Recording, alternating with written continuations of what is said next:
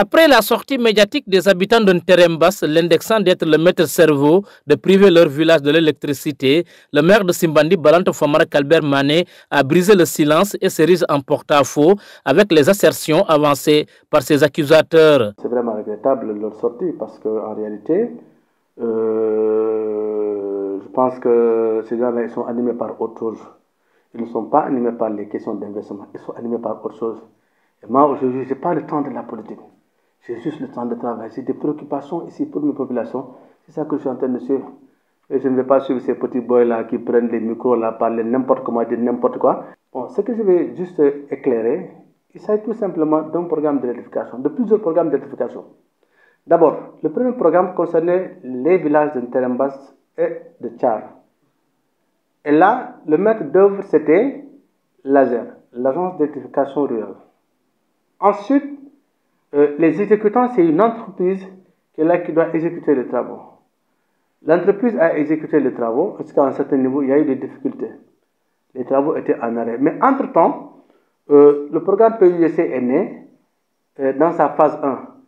Et les collectivités territoriales étaient chargées en tout cas de faire des propositions conformément au cahier de prescription du PUDC que nous devons faire la proposition des villages à électrifier. Et comme Nterembas était dans un programme, nous avons mis les autres localités qui n'étaient pas dans le programme AZ.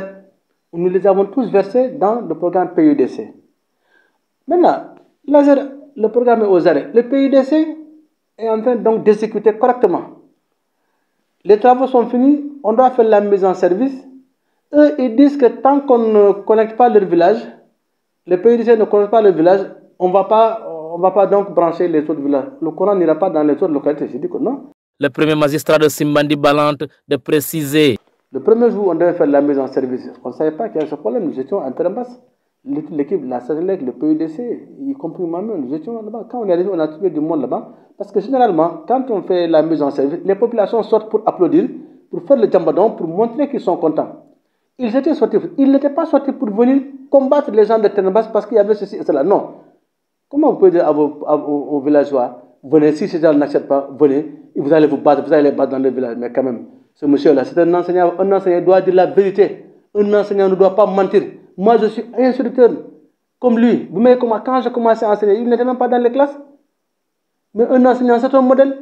Tout ce qu'ils sont, la parole du bien dire, c'est important. Vous racontez des histoires parce que vous êtes dans votre village, là, vous voulez raconter n'importe quoi. Mettre mais c'est inadmissible, ce jeune homme-là. Je veux parler même de Momalo. Il fait la honte, c'est la honte de la jeunesse même. C'est la honte même du siècle, ce monsieur-là. Mais nous étions partis à Nterembas pour la mise en service. Et la mise en service ne concerne pas Nterembas. Ça ne concerne que les villages de Bondali, Bukaou, Darslam et Sedondi. Parce qu'au début du projet, sur la carte, ces localités-là, vous avez montré la carte là, Nterembas n'était pas dans le programme. Il n'avait qu'une seule ligne qui devait quitter Simbandi Balante pour aller à la frontière Bissau-Guinéenne, à Tchamoulé et à Sonako. Maintenant, la dorsale va alimenter, à partir de la dorsale, on alimente Nterembas. Du moins Bondali, à partir de la dorsale, on alimente Bukaour, à partir de la dorsale, on alimente Seyondi, à partir de la dorsale, on alimente Darsalamé. Mais j'ai dit aux gens, comme c'est le bras de fleuve, donc évitons de faire passer les cas par le bras de fleuve parce que le cas peut être coupé, les femmes sont dans les rizières et le courant peut les masser pour des questions de sécurité. J'ai demandé à ce que nous créons une autre dorsale à partir de Nterembas et cette dorsale va jusqu'à la frontière. De l'autre côté, on doit pouvoir servir toutes les autres localités. Mais ce que les autorités ont accepté, vous savez, le PUDC est très sensible à cela. Le PUDC est un outil de développement. Ce n'est pas un outil politique, c'est un outil de développement pour les collectivités territoriales. Il faut s'en approprier. Moi, en tant que maire de la commune de Simbandi, je me suis approprié du PUDC. J'ai fait du PUDC comme c'est mon budget. Donc, c'est révolutionnaire ce qu'ils sont en train de faire. Donc, ces gens-là, ils n'ont rien compris. Concernant le cas des dédommagements, l'actuel locataire de l'hôtel de ville de Simbandi Balante déclare: le PUDC dans tout le Sénégal, ils ont dit que pas d'indemnisation ou de dédommagement sous quelque forme que ce soit pour la libération d'emprise. Vous savez, nos pistes qui sont là, les gens ont cultivé, ils ont planté le long des pistes. Des fois, même pour les véhicules passer des difficultés. Il y a une norme que les gens doivent respecter. Ceux qui ne sont pas dans cette norme, quand on devait mettre les cas pour des questions de sécurité, mais on doit abattre un arbre. Et maintenant, c'est là où moi je joue un rôle.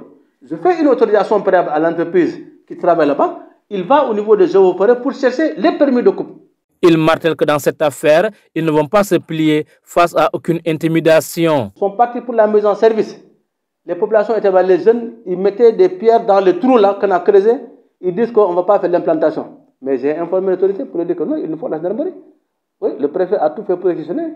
La réquisition est tombée et la gendarmerie est venue pour mettre l'ordre. Nous, on veut mettre l'ordre. Et l'ordre va être restauré.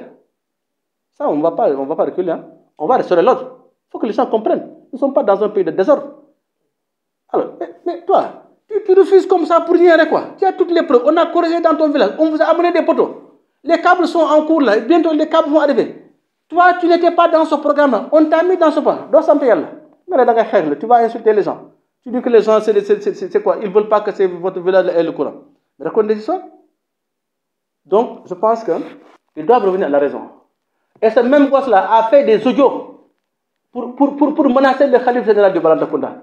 Il a fait des audios pour menacer le maire de Simanaban. Il a fait des audios pour menacer le sous-préfet, pour lui dire que tout ce qu'il y a comme marabout dans le village, tout ce qu'il y a comme tradition, hein, la pousse du Balante, n'importe quoi, que tout Terembas n'a qu'à se lever contre M. Amadou Goudiabi, M. Famara Mané et M.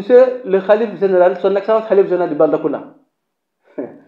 Mais, je ne sais pas comment M. de Mané là. Moi, je suis le fils de Binnemane Gounom. S'il veut me trouver sur ce chemin-là, de la tradition, il me trouvera. Mais je ne vais pas lui répondre dans ce cas-là. Le maire Famara Kalbert Mané a enfin invité tout le monde à savoir raison garder pour la stabilité et la paix dans leur commune.